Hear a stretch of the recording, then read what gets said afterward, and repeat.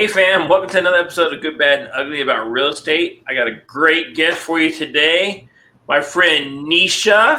Woo! How's it going, Nisha? It's going great. Thank you for having me. No problem, no problem.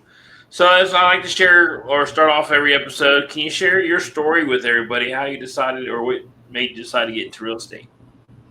Sure. All right. So, like I was telling you, it's a little bit of a long story. Um, I'm 47. I was making myself a year older last year by accident, but anyway, now I'm 47, and I bought my first house on seller finance when I was 23 from my mom's friend. She was uh, investor, I guess, landlord, right? Owned properties all over town, and she was a retired real estate agent. And I bought it on a purchase agreement with $5,000 down at a kitchen table, and Oh wow. yeah.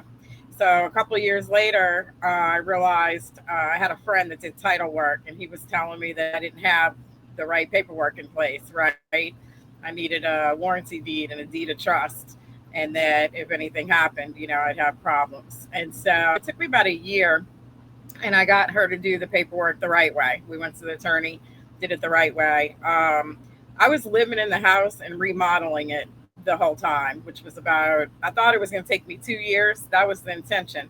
My stepdad told me if we bought a house and remodeled it and then resold it, we wouldn't have to pay taxes up to a certain amount off of what we made as long as we lived in it for 2 years. Well, it took 4 years. and and so we rented it out, and we were going to buy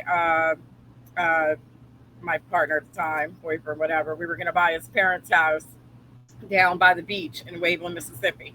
That house was in Bay St. Louis on the water in Mississippi, and so 3 months after we moved and rented the house out, Hurricane Katrina came through, and we got 32 foot of water at our house. It was destroyed.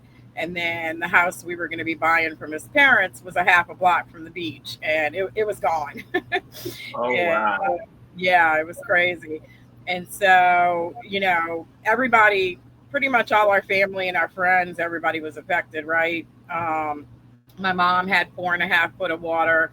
My grandma lost three houses. She had two rental houses and her own house in Waveland, Mississippi, between the beach and the railroad tracks. And anyway, so we had a construction business, residential construction, when this happened. And so, we did all kinds of work, right? Rebuilding. There wasn't anything we could do for the first couple of months, but moving forward, so we had a residential construction business for years, and that kind of plays into this now, right? And remodeling the first house, buying it on self finance, and after Katrina, we built a new one in place of the old one. And I didn't want to rebuild on the water, but we did. And I picked plans and we built it. And we had a crew, right? And we also had volunteers. The Amish had come down and they helped frame the house. Oh Um, nice. yeah, yeah, it was great. And I ended up working at the Housing Resource Center. That's where the grants are out of. And I did construction estimation and project management for like Habitat for Humanity and houses that were, we had the Road Home grant, and I had that house that I had built with grants. Insurance hadn't paid off, and then it actually sat there unfinished for like 3.5 years until I was working at the Housing Resource Center, and I got one last grant to go into. And so I finished it, moved into it, and then fast forwards, that was January of 2013. I had finally moved into that new house I built. And fast forward to 2018, 19ish. I had the house was paid for, right? Because I built it with cash, but so I didn't have a mortgage, but I got behind on the taxes. Oh, And yeah, Since we're talking about the good, the bad, and the ugly, we might as well just throw it all out there. So I got behind on the taxes, and I was 3 years behind. So every year I was catching up that oldest year, right? Yeah. And I ended up in 2019. I had been searching things, right, because I was trying to figure out what I needed to do. I didn't know I could just sell the house and that would get taken care of in title, right? That would come out of my money, and the taxes would have got caught up. I was under the impression I needed to redeem the taxes before I could sell the house, and but I had been searching things right online, and a fortune builders ad popped up, and they were having a seminar at the casino, and so we went, and That Beau Voyage? huh? Was that the Beau? Yeah, yeah, actually it was. Okay. um, Uh, but I think that one was, but there was a 3 day event. I'll get to that. So, yeah. Anyway, we go to the Fortune Builder seminar. It's an hour long, and they explain wholesaling, right? You get the find a distressed seller, motivated seller. You offer to buy their house. You put it under contract, and then you sell that contract. So, I left there with a concept, right? And then I started watching stuff on YouTube. And this is August of 2019. And so I had my neighbor, his son lived in the little camp down the road. We had helped build it. And Mr. Leonard contacted me and asked me if I wanted to buy the little camp. And I knew enough to know to send him a contract, right, and get it signed. And so that first one, I sent it out with Adobe Fill and Sign on my phone. And he printed it out, signed it, and then sent me a photo back. and Okay. and so I guess, not to confuse things, I actually had a deal before that, but whatever. So I put that one under contract, and then I was watching real estate stuff, right? I was watching Steve Trang, Real Estate Disruptors, and we saw two guys from Mississippi, investors, and I contacted them, and I told them, look, I've got this house, it's paid for, it needs some touch up and to be sold. And I have this other one down the camp down the street under contract. And so basically what we did was kind of like a novation, but I sold him the house for $1 on terms, right? So I seller carried and put him in complete control. Yeah. And so part of this deal was that he helps me with the little camp down the road, and he gives me tickets to his 3 day event at the Bow, right, with Steve Trang and Brent Daniels and Max Maxwell and all that. And so that was October of 2019. So now I've made a deal with the investor, and I go to his 3 day event, right? And so the little camp down the road, 6 months later, the sun burnt it down to the ground. I never could get him out. Yeah, but I learned a lot, right? Yeah. Yeah, and so uh, good thing Mr. Leonard had went and got insurance, and then what we feared actually happened. So as far as my house goes, the deal was is that they would come in and rehab it, and he would give me money to move. He would catch up the taxes. He would rehab the house. He would sell it on market, and he would get a flat fee for doing it. And so that's kind of how that worked. And so by the time the house went up for sale on market and the rehab was done, COVID had started. Uh-oh. And it was right in the beginning, right? When everybody was scared before the prices were crazy. And so instead of listing at 235, he listed it for 199, and he took the first offer for 185. And there was really nothing I could do about it. But throughout all that, that's what kind of led me to real estate in the way it is now, right? Everybody wants to get involved and they want to quit their 9 to 5s, right? Or, go ahead, right? But yes, I sold the house. COVID had started, and I joined Sub 2 in October of 2020.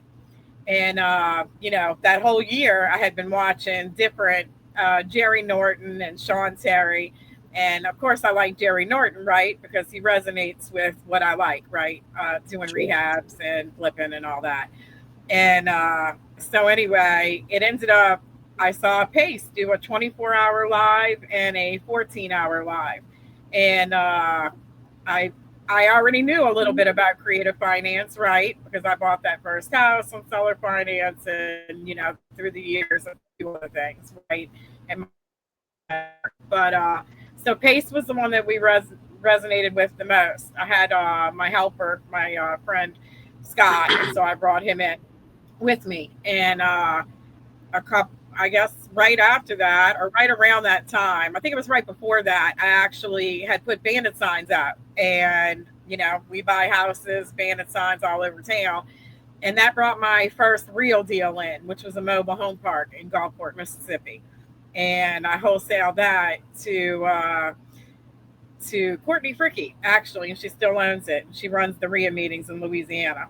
And so I guess, the rest is history because I can keep on going on and on and on. But That's fine.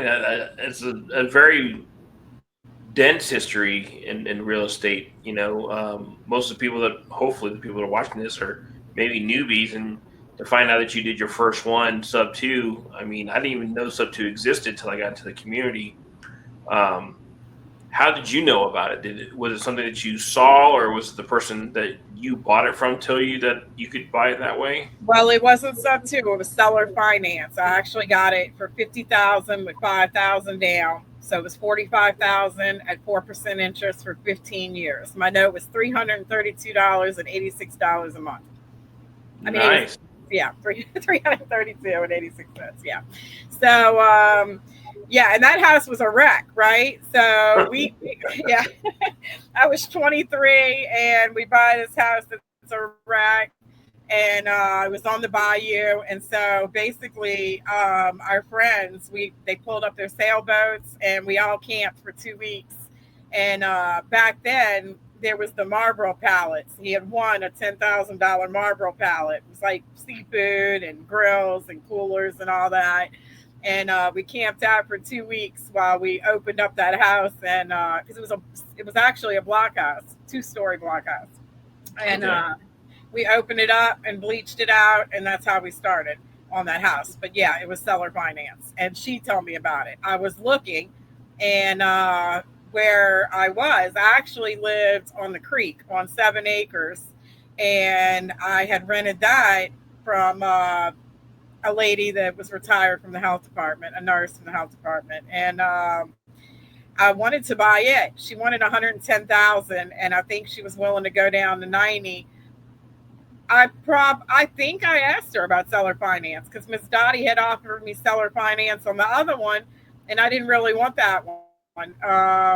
The lady, Miss Rosalie Kergison, the one that I was living on the 7 acres on the creek in a cabin, she told me, they had sewage problems down there with the county, and that it probably wouldn't be the best place for me to buy. But I wasn't able to buy the cabin on the 7 acres for seller finance, but I was able to buy the other one.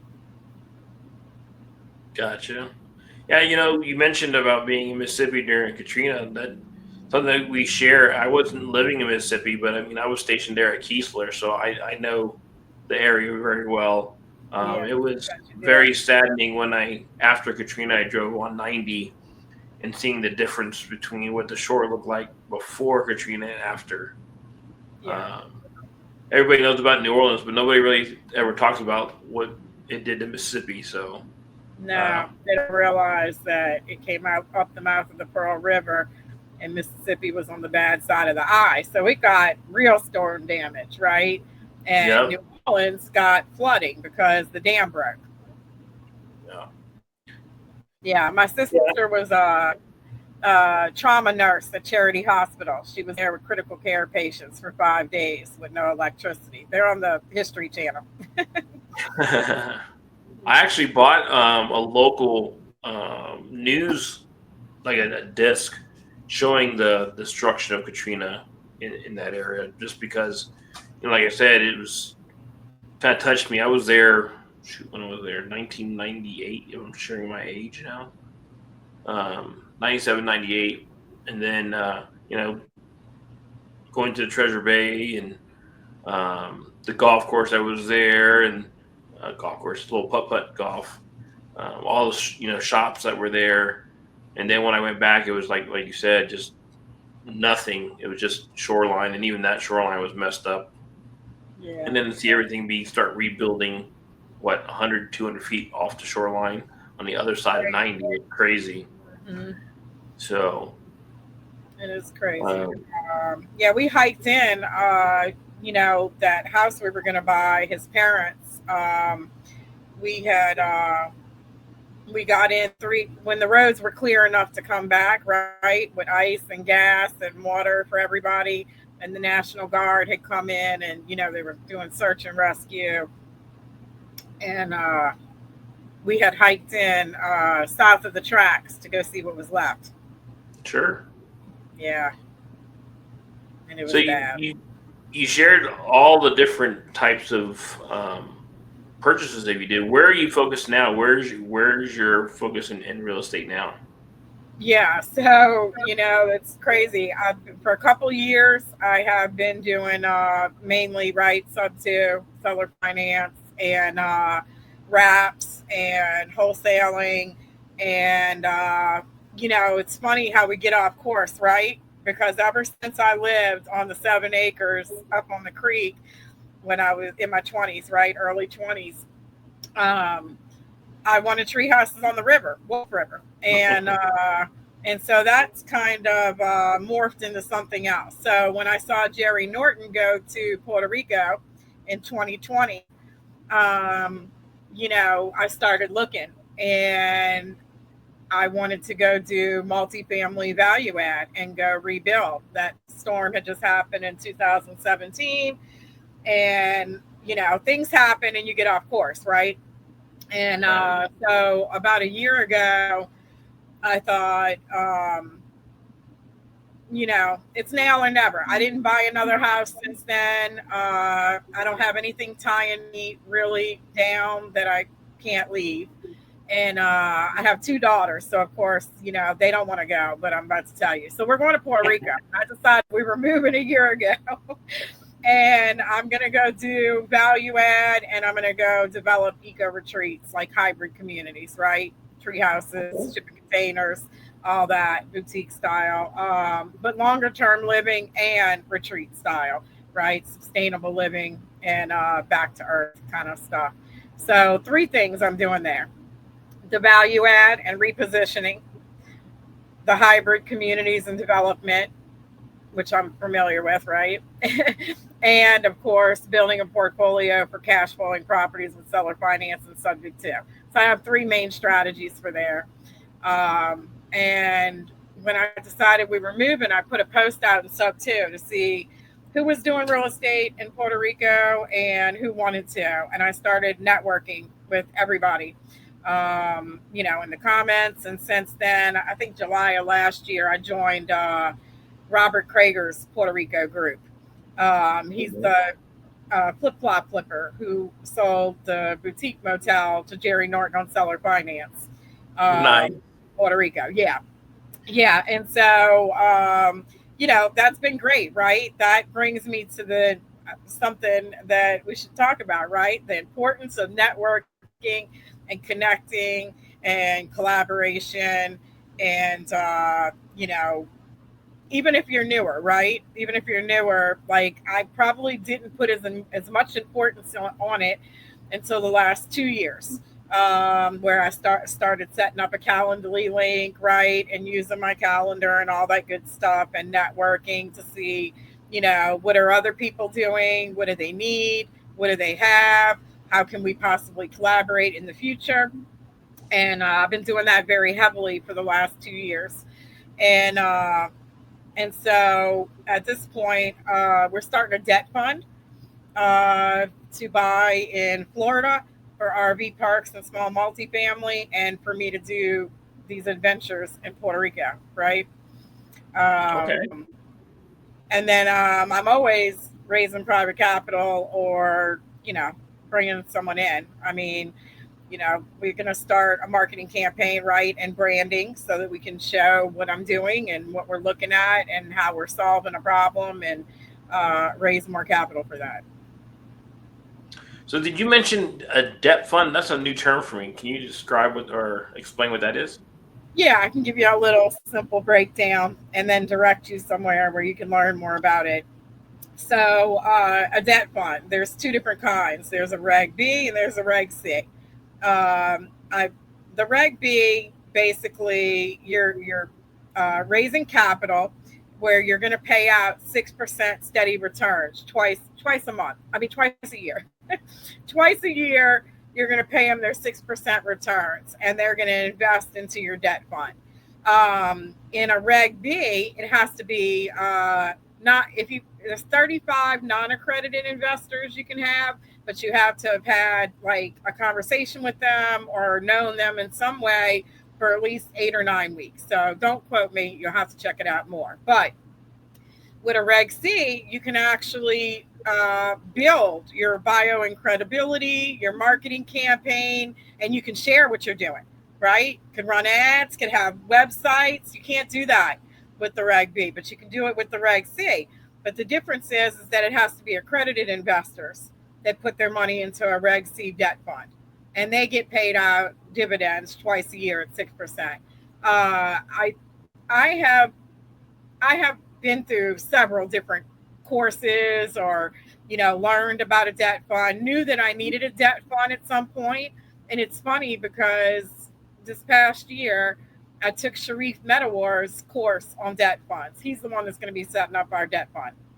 Um, and it wasn't until I went to log in that I realized I already had a login because I had taken one of his classes in 2022. Okay. And I forgot about it, right? And that's another thing, right? Like we're all at different levels in our journey, and we're learning.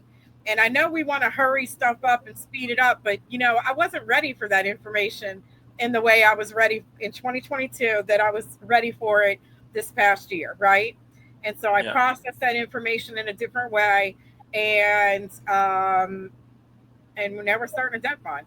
Yeah, Yeah. So I'm listening to you, and you're like, so you kind of got learned or learned it, right? In learned it seller in. finance from that one person, and then you. It sounds like throughout your journey, you have, um, for lack of a better term, seeked out some kind of mentorship or guru. Would you say that is probably It's true. benefited you in your journey or hindered you? Yeah, absolutely. Right. My whole life. Like the thing that I probably left out of that story about how I got started in real estate is that I would go and pay my house note and spend the whole day with Miss Dottie and her husband, Mr. Garland Foley, and learn from them, right? And listen to them.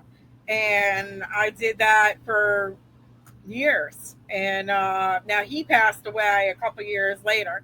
But point is that we find mentorship all around us in the little things, right? And we Right. also join mentorships, but it can be the landlord up the road. It can be the land developer. I met this old guy at the gas station drinking coffee early in the morning. I was 16, and he was telling me that he had a land surveying business, but back in the day, he would buy big tracts of land and he would sell all the trees off of it, and then they would dig dirt pits and sell all the dirt and rocks, and then they'd fill it in like a landfill, and then they'd cover it back up and they'd parcel it out and develop it. And So you so, got paid point three or four is, times.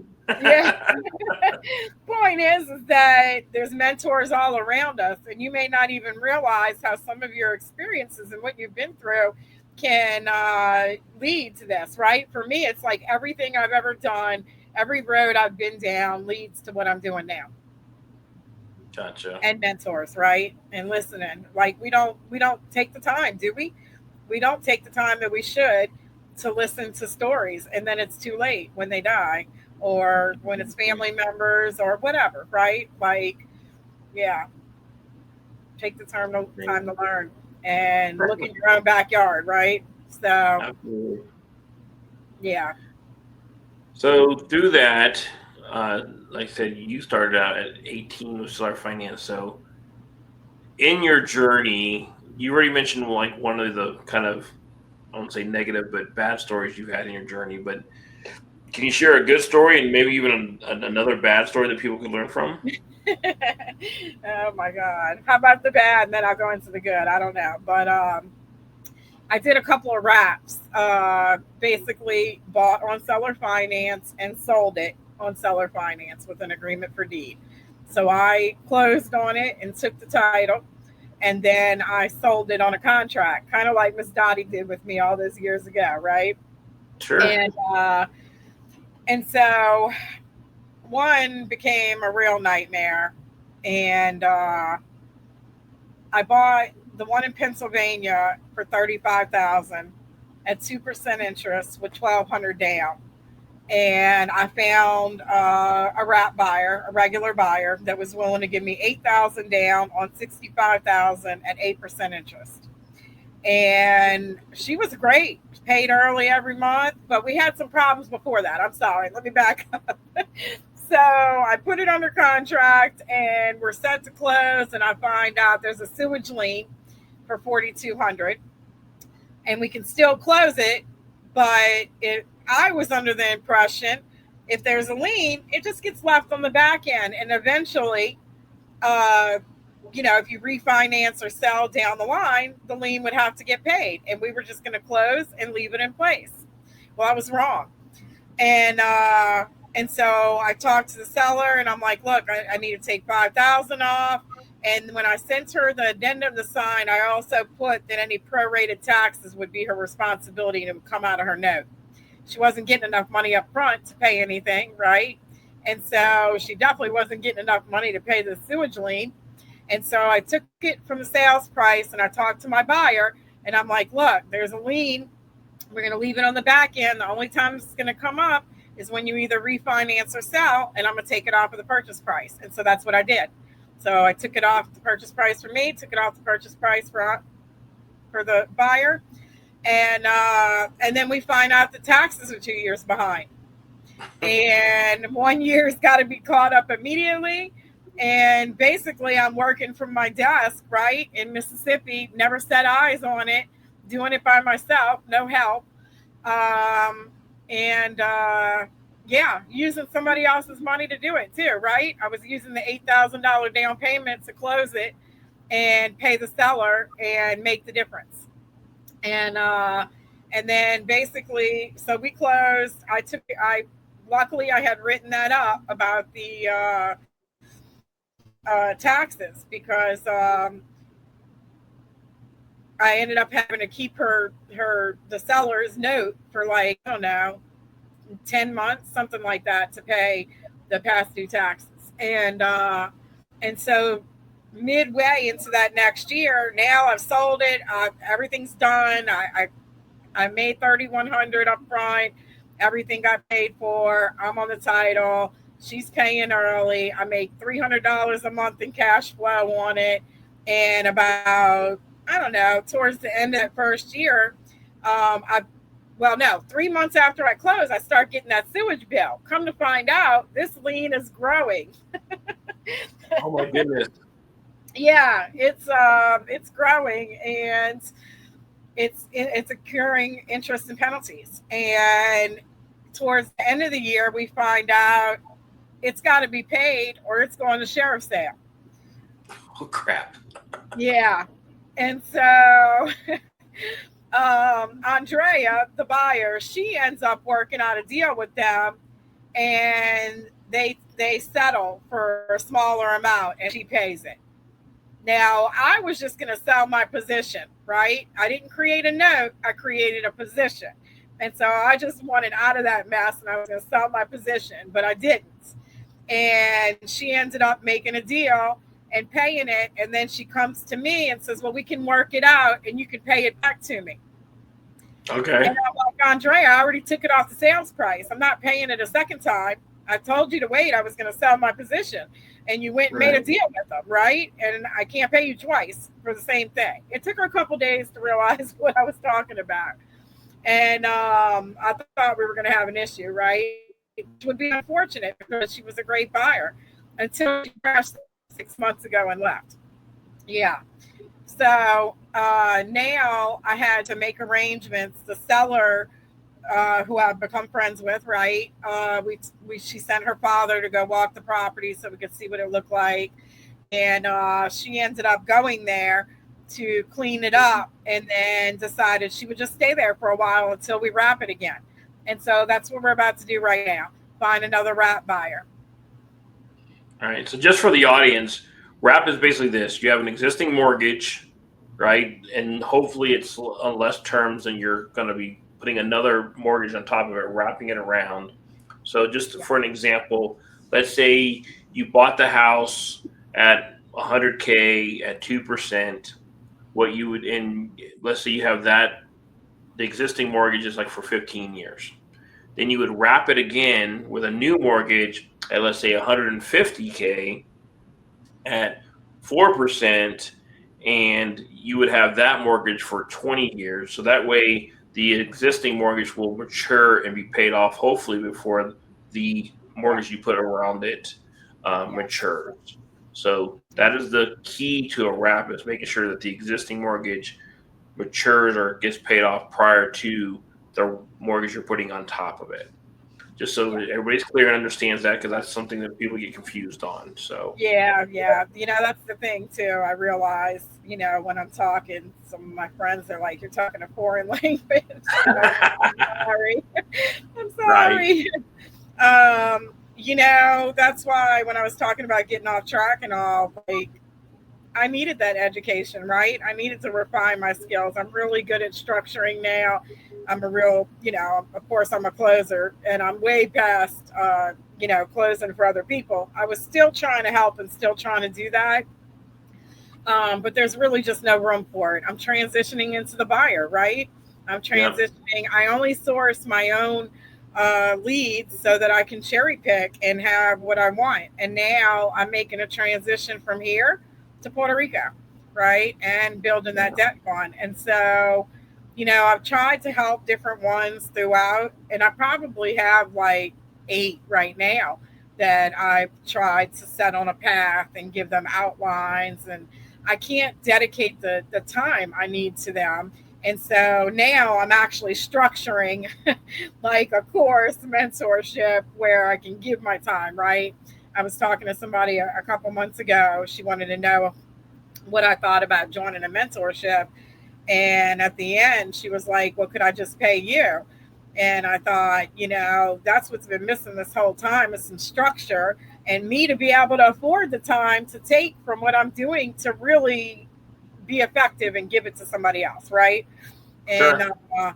and I think, like, with new people, it doesn't matter where you're at. Like, it took me 3 years to start using my calendar and Google Docs and getting organized, um, and now, of course, implementing AI into that. We won't even go into that right now. I don't know. But, I kind of have been making a study guide, right? So, on how you can be more effective, how you can operate at a higher level, and how you can network better intentionally. And then the most important thing, right? Being able to analyze and recognize a deal. Yeah, Awesome. I think we're missing something. No, I mean, I think you got everything there. So you shared everything that you're doing and what you bring to the table. Is there anything that you're needing or lacking in your business, somebody can bring value to you? And if somebody wanted to maybe partner with you on a deal, how would they do that? They would contact me so we could set up a meeting to see, where we might be able to work together. It could be somebody has a 401k or an IRA that's not doing anything and they need to deploy it somewhere. I think everything's relationship built, especially collaboration and money. And probably the best way to get involved with me is, let's just connect, right? And Sure. network, and then we can see where that could go. Awesome. Um, Instagram, Facebook. What's the best way to get a You hold of know, you? if you hit me up on Instagram, I'm probably not going to see it right away. Facebook's probably the best. Okay. And I'm going to try to start using Instagram more since it's not. Facebook's getting a little out of control right now. No worries, no worries. Well, don't worry about it. And to the audience, I'll make sure that all of our contact information is in the description, so you guys don't have to go replay this. As much as I'd love for you to keep going back and forth. And for those that don't like the YouTube platform, this video will also be on Spotify, so you guys can look at it there as you're at the gym on the treadmill, right? Hmm. So, well, Nisha, thank you so much for spending some time with us today and sharing your journey and your ups and downs. I mean, you've shared a lot with us. I mean, you've done all kinds of creative, different solutions, and that's a testament to you. That's great. I hope I And shared good stuff. oh yeah, it was great, great nuggets. Right. And for the audience, appreciate you spending time with us, getting to know Nisha, and we'll see you on the next one.